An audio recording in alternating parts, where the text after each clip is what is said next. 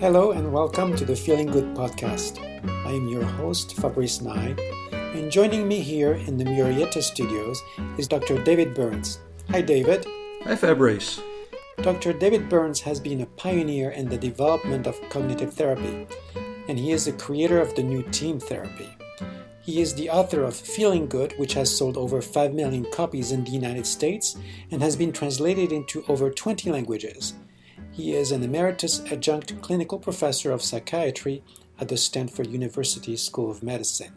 Welcome to episode 120 of the Feeling Good podcast.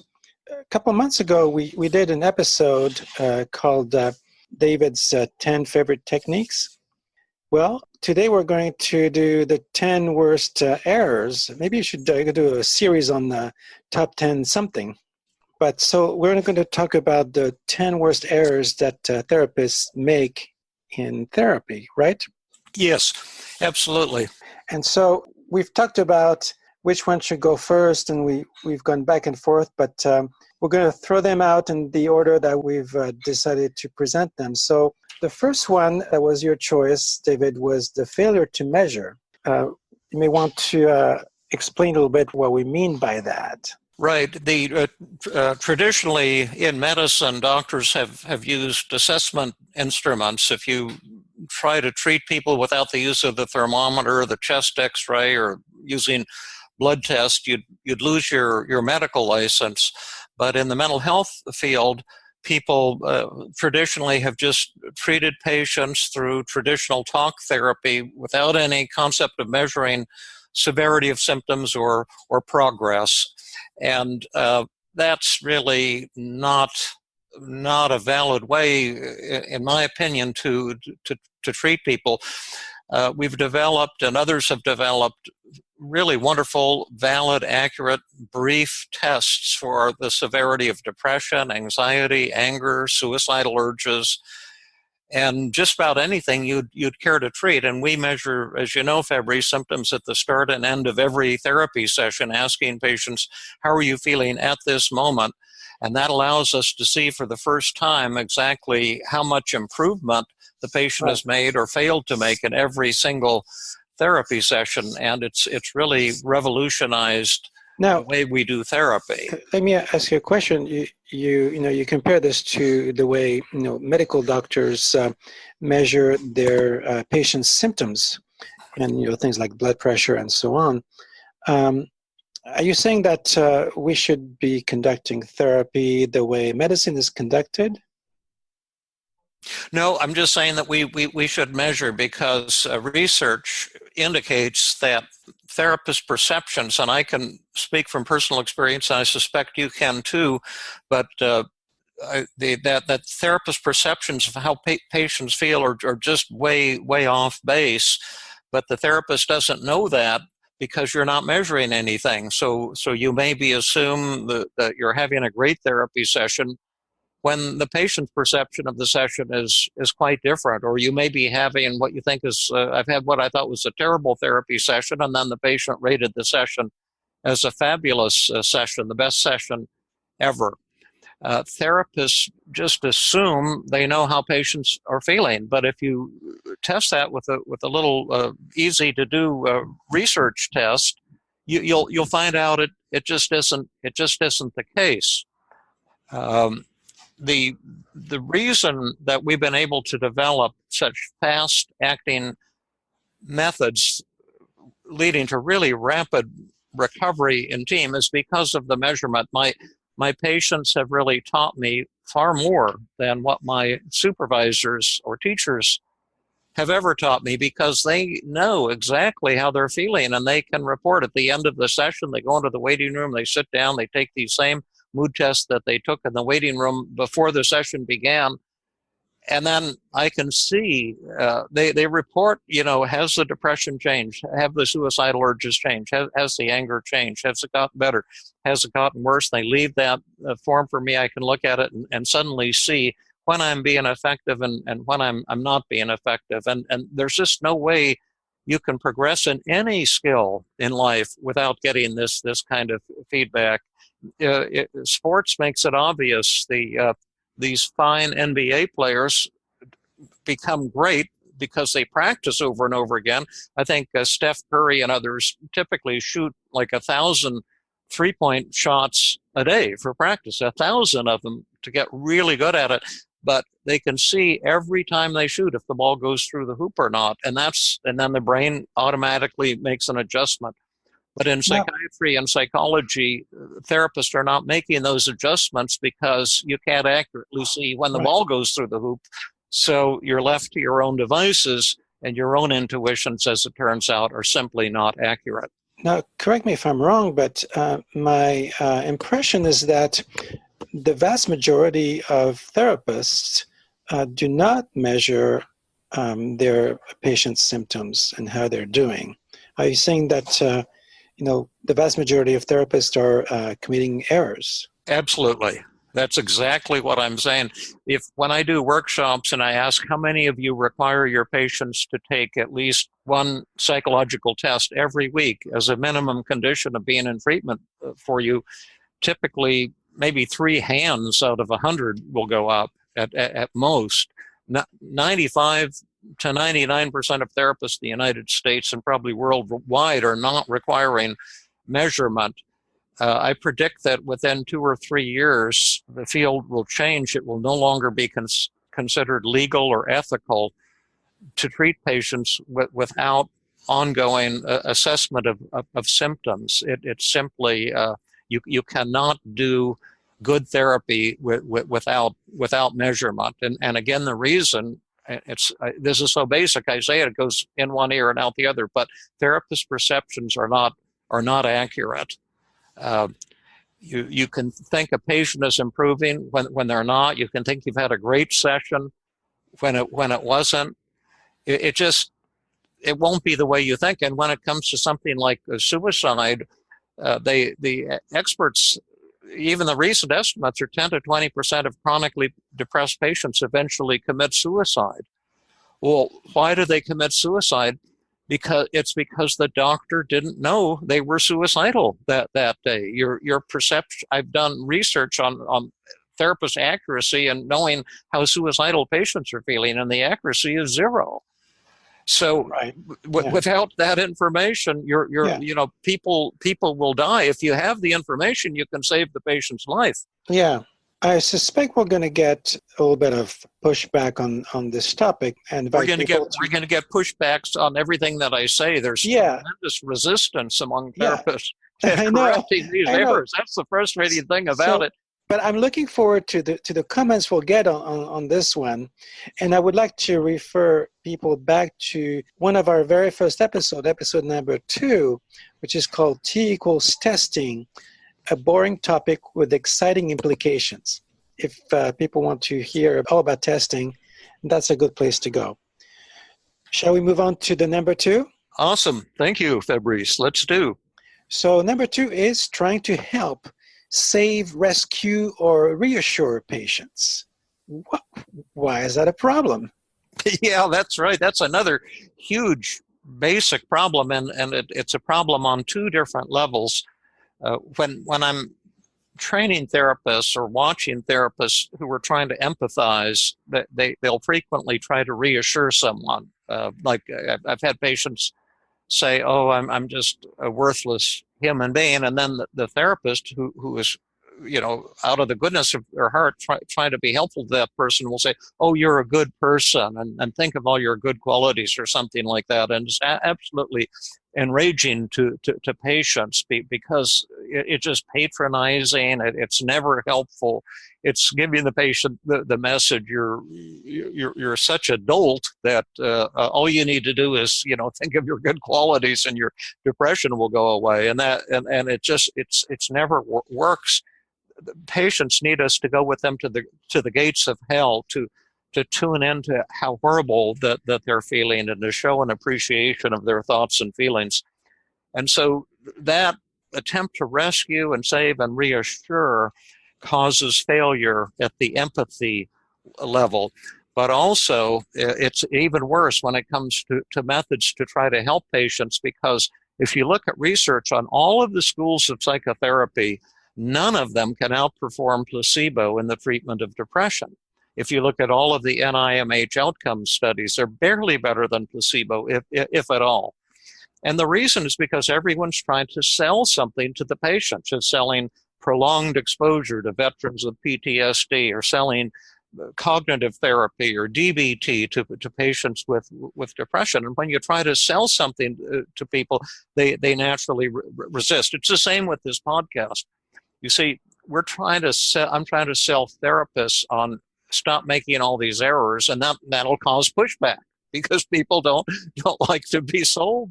That's right. They don't want to be helped. That's right. Now, maybe we want to be a little bit clearer about what we mean by help in this case.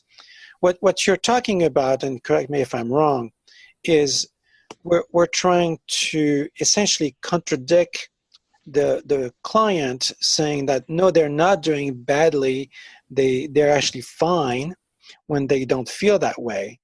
That kind of help.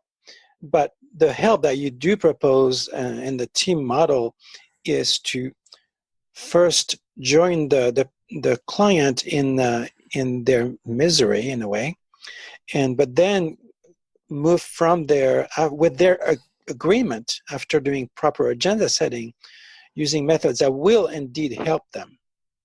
Yeah, the ultimate goal, of course, is to help the patient and to cause the depression to disappear as quickly as possible.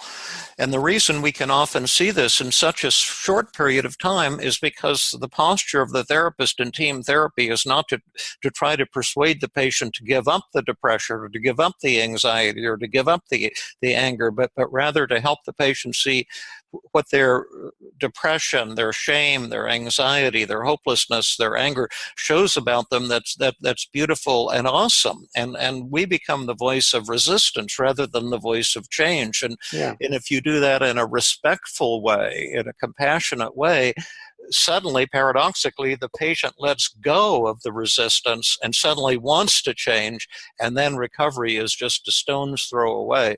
But this too is such a profoundly deep thing, and therapists listening to this probably won't understand it. They won't get it. This compulsion to help people and to say, oh boy, I've got my EMDR to help you, or I'm going to help you with mindfulness meditation, or I'm going to help you with cognitive therapy. That is so, or whatever, or my empathy skills are going to help you, and that push to help is almost bred into the therapist genes, and it's the cause of all I would say 95% at least of therapeutic failure. Okay, so let's move on to number 3. So number 3 is what's called reverse hypnosis, where the client actually hypnotizes the therapist into believing in their problem. Yes, that's right. And there's 3 forms of reverse hypnosis. This is where your patient puts you, the therapist, into a trance. And it's very much of a hypnotic trance because the therapist starts believing things that are simply untrue. And there's a reverse depressive hypnosis. That's where a very depressed patient persuades the therapist that he or she really is inferior, really is worthless, really is hopeless.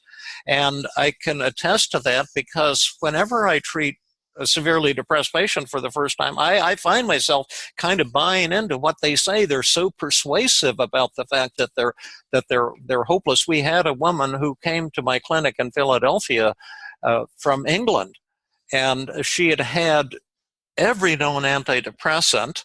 And I probably mentioned this on a previous podcast, but it probably makes the point. And she'd had over, I think, 200 electroconvulsive therapies, and nothing had worked. And then she'd had a lobotomy, which is a horrible thing. They go in and, cut out, make incisions in her brain tissue. We don't do that anymore. Yeah, we thought they don't, but it's actually still used a lot.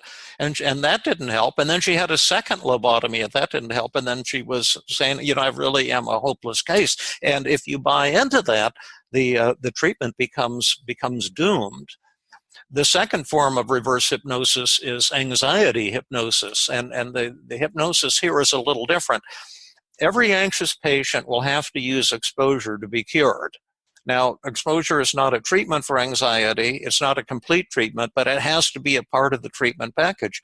But every anxious patient will be terrified of exposure and will persuade the therapist that this is too dangerous, I'm too fragile, something terrible is going to happen, I'll decompensate if I have to confront my worst fear. And 75% of therapists give in to that and don't use exposure with anxious patients, and then once again, the therapy is doomed. If the therapist gives into that trance. The third is relationship hypnosis, and this one is also incredibly persuasive. I would say, what would you say, 80-90% of patients with relationship problems, Fabrice, believe it's someone else's fault. Does that seem like a good estimate? Well, you may have different kinds of patients. I'd say more like 60% in my practice. Oh, okay. Well, it's a high percentage at any rate. And I have a lot of people who blame themselves. Yeah.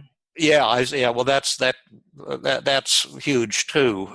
But over half, let's put it conservatively, will try to convince the therapist, that they're a victim of their husband's insensitivity, for example, or their wife's insensitivity, or the bad behavior of some other person. And therapists buy into that because we like the patient, we're compassionate, and we just start believing, yes, this person really is a victim. And if you buy into that, again, the treatment becomes doomed, because then the person isn't going to pinpoint their own role in the problem and focus on changing himself or herself. Great. So I'm wrinkling my paper here. Are we done with this one, or comment, Fabrice? Well, just one thing is, how do you prevent from being hypnotized? Well, one thing that we do in team therapy, well, first the therapist has to be aware of it. I mean, these things take training to grasp. But I ask someone who's involved in a conflict, what did the other person say? Write it down. What's one thing the other person said, and exactly what you said next? And then it becomes really easy to see how the patient is actually causing the very problem that he or she is complaining about. Sure. For example, let's say you have someone who you say is hypercritical of you, always criticizing.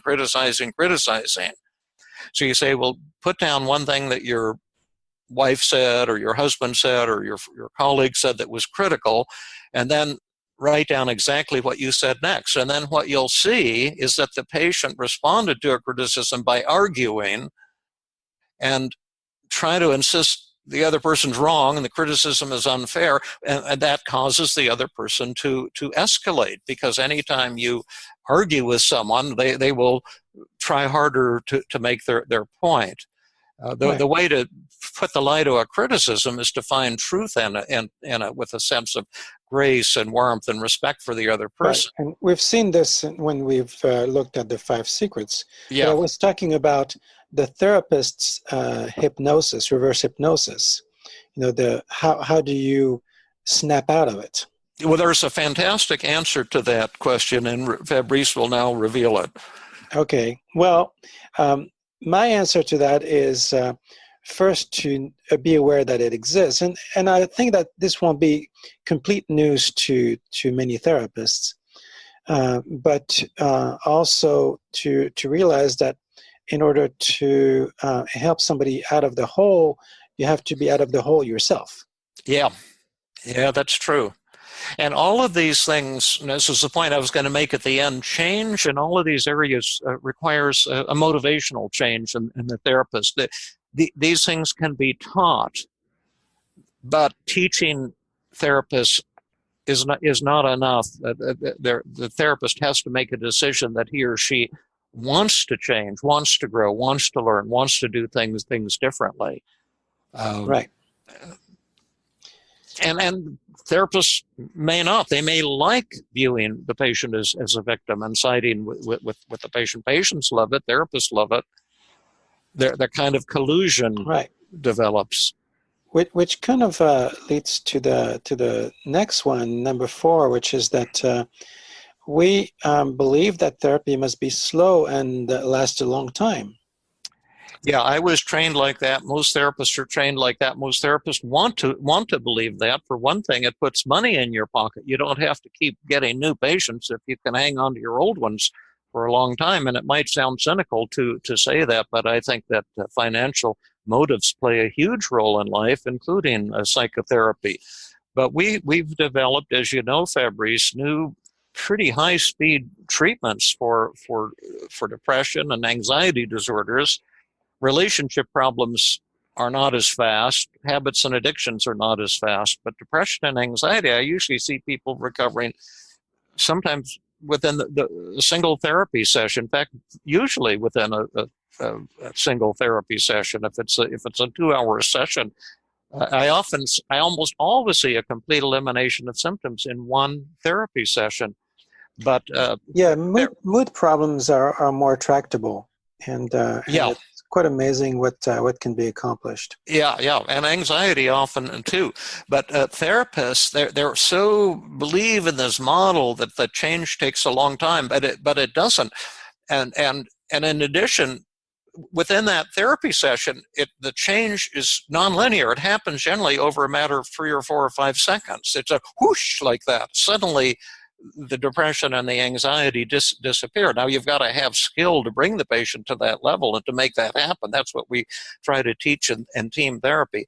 But some therapists, this is so unbelievable to them that they don't even want to consider that it's real. I've mentioned in a previous podcast that I was speaking with a famous psychoanalyst from San Francisco, and she bragged to me that most of her patients have been in therapy for more than 10 years. And in fact, almost all of them, she said, and only a few of them were just making a few little tiny baby steps. And she was so proud of how, deep and prolonged this therapy was. It just like matter and antimatter, like these are two completely different universes. The universe I'm experiencing, and the universe that I was trained in, and the world that most therapists seem committed to. And the problem is, if you think therapy is going to take a long time, it will take a long time. It's a self-fulfilling prophecy, but Right. It won't be because it takes a long time for people to recover from depression and anxiety. Yeah. It'll because you, the therapist, are forcing the patient not to recover. And it may have to do with the previous thing, the reverse hypnosis. Yeah. Okay.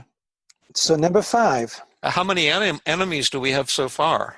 We're accumulating them. I think that you better get a bodyguard. Yeah. Number 5, the error is believing that the purpose of therapy is to get in touch with your feelings. Aha. Isn't it? Yeah, this has been around for so long. Just you have to express your feelings, and then somehow you're gonna achieve mental health. And I was trained this way, that what I was supposed to do in therapy, and you may have been trained this way, Fabrice, too, is just tell the patient, tell me more, and express your feelings, and get the anger out, get the depression out, and grieve and cry, and express all of these feelings. And I've almost never seen that converge on improvement, and yet therapists keep selling this idea. Popular books came out. I got one a couple weeks ago, just a new spin on it. This woman has, you can recover in 60 seconds or something like that by getting in touch with these 3 key emotions or something like that. It's important to share feelings. Empathy is a crucial part of therapy, but it does not lead to recovery from anxiety disorders, or alcohol addiction, or binge eating, or severe depression. You can be the best listener in the world, and patients can express all of these feelings, but the problem won't disappear. You need powerful tools. Now let me ask you a question, because it's not uncommon for me to encounter a client where I'll say, well, how are you feeling? Or, I'll kind of probe into their emotions. They'll go, Nothing. I don't know. I mean, they can't really tell. They can't really express what's going on, and that that seems to be a little bit of a showstopper sometimes. So, Yeah, that can be important. There's truth in all of these things, and some people do need help expressing their feelings and becoming more genuine as a human being. And in my hidden emotion model, the one big exception is that a lot of anxiety results because of excessive niceness. People were afraid of their emotions, so you get angry with someone, you sweep it under the rug, and then it comes out indirectly, and you're having a panic attack or OCD symptoms or a phobia or generalized anxiety. So that is one case where I do help people to get in touch with a hidden suppressed emotion and express it. And when they do, the anxiety often disappears completely.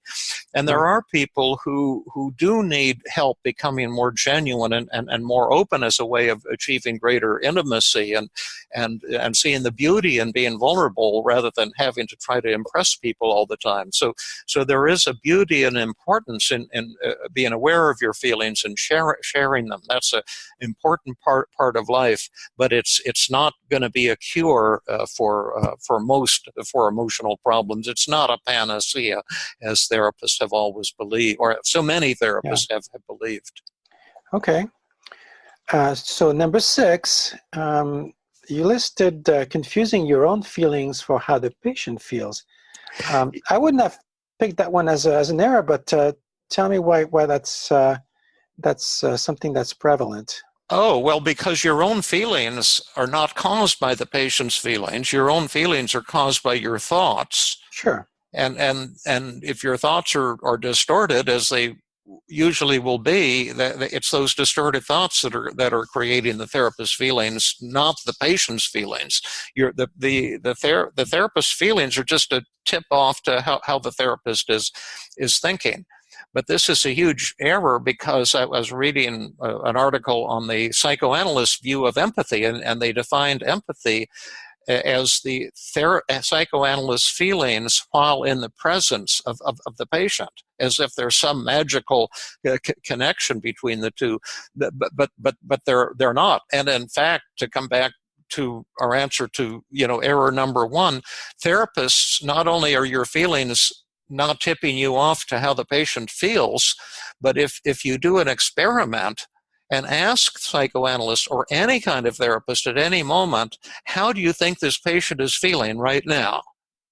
And you do it quantitatively, like how depressed on a 0 to 100 is the patient feeling right now? How suicidal right now? How ashamed right now? How anxious right now? How angry right now? And you have the patient fill out that same questionnaire. How are you feeling right now? How suicidal, how angry, how depressed, how ashamed, how anxious? There will be almost no correlation between the therapist's view of the patient's feelings and the therapist and patient's view will not be meaningfully correlated. And you're saying that's because the therapist is relying on his or her own emotions? Oh no, that's just one of a multitude of ways that therapists get confused about how the patient is feeling. Right. But that's one of the many reasons that the therapist's feelings are almost never a tip-off as to how the patient is feeling. It's good to be attuned to your feelings, especially if there's a conflict with you and the patient, to bring that conflict to conscious awareness so you can discuss it. But the only way to find out how a patient is feeling are two things. Number 1, to take the assessment instruments we've developed to take before and after each session, so you can see how the patient is feeling at the beginning of the session, and you can see how the patient feels exactly when the session is over. As well as during the empathy phase of the session, I'll typically ask a patient, how am I doing on empathy? Am I tuning into how you're thinking and how you're feeling? Have I created an atmosphere of acceptance and warmth? Would you give me an A, a B, a C? And then they'll give you like a B plus or something, and then they'll tell you what you're missing, or they might give give you a C. You can get the information, but you have to first realize that your own intuitions about how your patient are feeling are almost never going to be accurate. Okay. Number 7, and I think this one is going to make some old school therapists bristle a little bit. Do you think my answers would make people bristle? No, you're so going with the flow. You're very mainstream, David. Thank you. Thank you. So number 7, believing a therapist should never express their feelings. Most of us were trained this way. Were you trained that way, to believe that you're not supposed to express your feelings? No, not particularly, but I went to a rather alternative school, so.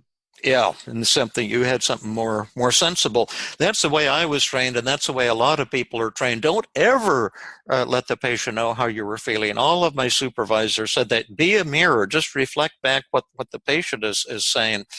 And I always just kind of assumed that was some kind of gospel truth that was valid. And then once in my clinic in Philadelphia, we had this great therapist from Ireland, Tony Bates. He got his PhD while he was at my clinic, and he's a really nice guy and a really charismatic guy. And once I was watching him do a live therapy demo with a patient with severe borderline personality disorder who was super critical of him, and he used an "I feel" statement. I'm feeling a little bit,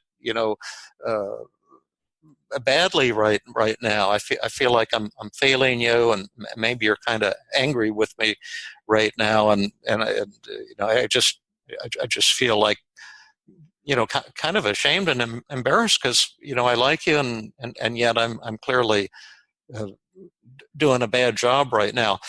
And it was so kind, and at the same time it was so powerful. It was so vulnerable, but it was very powerful. And I said, oh wow, the I feel statements is a tremendous tool the therapist can use to become more human, to make the therapeutic relationship more human. And I began using it and including it in my 5 secrets of effective communication. But like any tool, it can be used skillfully or it can be abused. And so it's not whether you express your feelings, but whether you do it in a skillful and helpful manner.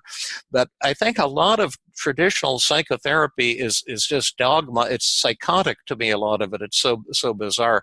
Like this one seems to me to be especially bizarre, that we should never express our feelings. Like we're trying to get our patients to open up, to share their feelings, to be more real, to be more vulnerable, all the while hiding our own.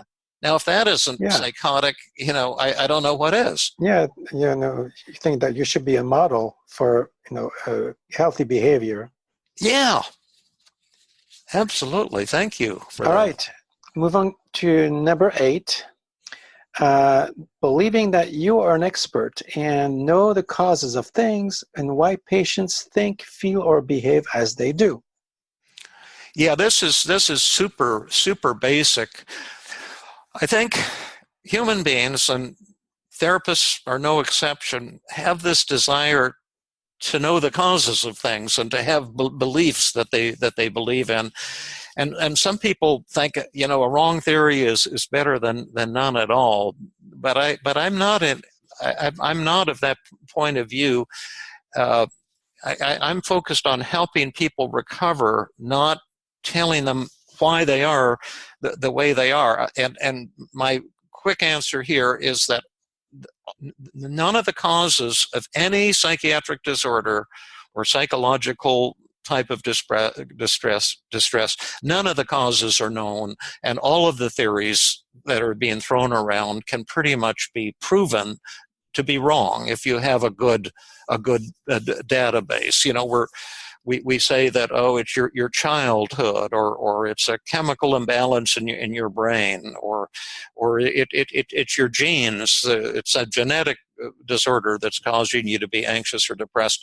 And none of these theories has any real validity. I think EMDR even has some theory about the brain that the the originator made up, that they can tell patients, and here's how we're going to correct it with EMDR. And it's just, to my way of thinking, I'm a psychiatrist, I'm a board certified neurologist and psychiatrist. And when I hear these things, they just seem not nonsensical to my way of thinking, just stuff that people make up. And I've tested a lot of these theories and published the results in top psychology journals. And every theory I've tested has proven to be false. We proved in 1975 that depression cannot be due to a chemical imbalance in the brain. Published it in the world's top psychology journal, and it was just ignored until recently. Now it's one of the most frequently quoted articles. But psychiatrists have been telling people it's a chemical imbalance in your brain for years. It's taught in medical schools. There's not a shred of evidence for it. There's something biological in depression, but we don't know what it is. There's something genetic, but we don't know what it is. There's probably environmental influences, but we don't know what they are. So it kind of irritates me, to be honest. Usually I try to be Dr. Feeling Good. Today I'm going to be Dr. Feeling Nasty instead. You're going to be Scrooge. No, you could be rather ornery. Yeah, on Christmas Eve, I'm this the is grouch, coming out on Christmas the grouch that ruined Christmas, yeah.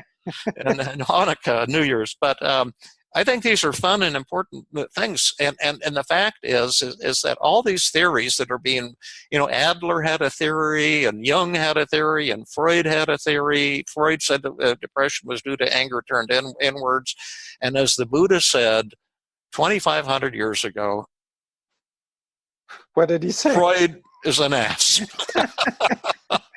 It's just untrue. It's just crap that Freud made up, and it's not valid. It's not verifiable. It's not true. So I focus on how to help people. And the good news is, whatever causes panic attacks or depression, why some people are more prone to it than others, we don't know. But the great news is we got fabulous tools for helping you overcome these things. And now with the new team therapy techniques, often in an incredibly short period of time. Okay. So I like the last two that we're going to look at. So number 9 here is confusing the process of therapy with a good outcome. Yeah, well, if you like this one, I want you to chime in, because I love your thinking. But to me, I was trained in the medical model. I don't practice psychotherapy in the medical model, but I do think if somebody comes to you with a problem like procrastination, I have a new way of treating procrastination. There's a very extremely high success rate, in the sense of people who are procrastinating, suddenly within a day they're not procrastinating anymore, and they're being very productive. In fact, I use the new technique on myself, and I've turned into a demon of productivity. But is to deliver what people want. And if someone is coming for depression, then I want to deliver happiness to that person. But the problem is that therapists get so committed to their school of therapy that they rate themselves on if they think they're doing the thing that they're supposed to do. And that's the way it was when I was a psychiatric resident. My supervisor said the purpose of therapy is to express emotion. And so I got real good at doing that, and my supervisors kept saying, "Oh, you're doing great work. Your patients just cry and get angry all session." But it never converged on recovery. I never saw patients recover when I was a psychiatric resident, and my supervisors didn't even seem to care. They say it's all, no, you have to be getting this anger out, getting the patient's anger out. Well, what's the point in doing that if the patient is still depressed, or still has obsessive compulsive disorder, or still drinking like an alcoholic, or whatever? Yeah. Hey, what are your thoughts about this? My thoughts are that, I concur with you. Sometimes you'll hear a therapist, talking in consultation or after a session saying, well, that was a good session. And but it's not clear what they mean by it was a good session. And often what they mean is like, well, we had a lot of exchanges, and the client discovered that, he had been abused when he was a child, and then he finally opened up about his mother, and Yeah. we had such a cathartic exchange, and it was like, wow, so they're feeding off the drama that happened in the therapy session. Now, Yeah. it doesn't mean that it was not productive, but that's what they focus on. And but the client may have left the therapy session thinking, gee, I'm just exhausted after this. I don't know if I want to go back to this guy. Yeah, you said it better than I did, Fabrice. I love what you're saying, and it's arrogant, it's narcissistic, it's just, to me, incredibly offensive. When people come and they're suffering, they're coming for relief, and we've got tools now that can provide relief. Tremendous transformation of negative feelings into joy, alienation into isolation, procrastination getting turned into productivity. People want their lives to change, and this idea that they're coming to join our cult and do our thing, it's just very, it's kind of enraging to me, really. Yeah. So let's look at number 10. And number 10 is believing that insight will lead to change. Now, I've had conversation with people about this, and they will just not get off that dime. It's like, no, if it's very helpful to understand what made you be this way. It's very good to understand that no, you're not responsible for your mother's depression. And okay, good, but it's not sufficient. Right. I'd say sometimes it's necessary because you can run on rather irrational concepts and worldview. Oh yeah. But it's not enough. Yeah, exactly. I've had one patient. I've had tens of thousands of therapy sessions, and I love doing therapy. I've always loved it, and the older I get, the more addicted I get to it. It's just about my favorite thing in the world to be treating someone, because I just love to see people recover, and I just see it all the time, and it's the greatest joy in the world for me. I had it multiple times in the past week alone. I treated several people in conferences, and they all had a total blow away of their symptoms in one session. They went from sobbing to joy and laughter, and it lifted my heart. But it takes specific techniques to make that happen. The only patient I ever had where insight led to change was a woman that I was doing she was a graduate student, and she felt trapped in relationships, and she kept breaking up with her partners because she'd develop a relationship with someone, and then all of a sudden she'd get all burned out and couldn't stand the person anymore and break up and go on to someone else. And when we did the interpersonal downward arrow, she discovered what I thought was obvious, and she was a brilliant person, but it was a shock and a surprise to her that in relationships, she takes the submissive role, and she believes she always has to serve the other person. She sees love as a form of bondage where you have to be earning love by giving, and of course then her partners would take, and she'd get burned out. And when we did the interpersonal downward arrow to reveal this pattern to her, she absolutely loved it and said that changed her life. The insight alone of what she was doing in intimate relationships transformed her relationships, transformed her mood. Right, so it can happen. Yeah. That's the only one in my whole career where insight alone led to change. Like, you can do the downward arrow and someone finds out that they're perfectionistic. Okay, now you know you're perfectionistic, but you're still feeling depressed and worthless. How are we going to change that perfectionism? How are we going to change your life? That's what's really cool about team therapy. I've got 50. Well, I've been training people, like when you were in the Tuesday group, 50 ways to untwist your thinking. In my new book, Feeling Great, I have 51 more new methods. So we've got 101 ways to change the way you think, feel, and behave. And boy, am I excited to share that with people. Yeah. And Can't wait for it to come out. Yeah. So the last question that I have, Fabrice, is this podcast. Two things. Number one, will it do any good? Will therapists who listen, will it convince them to change their ways? My hunch is probably not. No, yeah. It's a motivational thing. And it's a good thing this is coming out the day before Christmas. Maybe some people will miss this episode, and we won't get too many irate comments. Yeah, we're not irate very often, so we can be irate and obnoxious today for a change.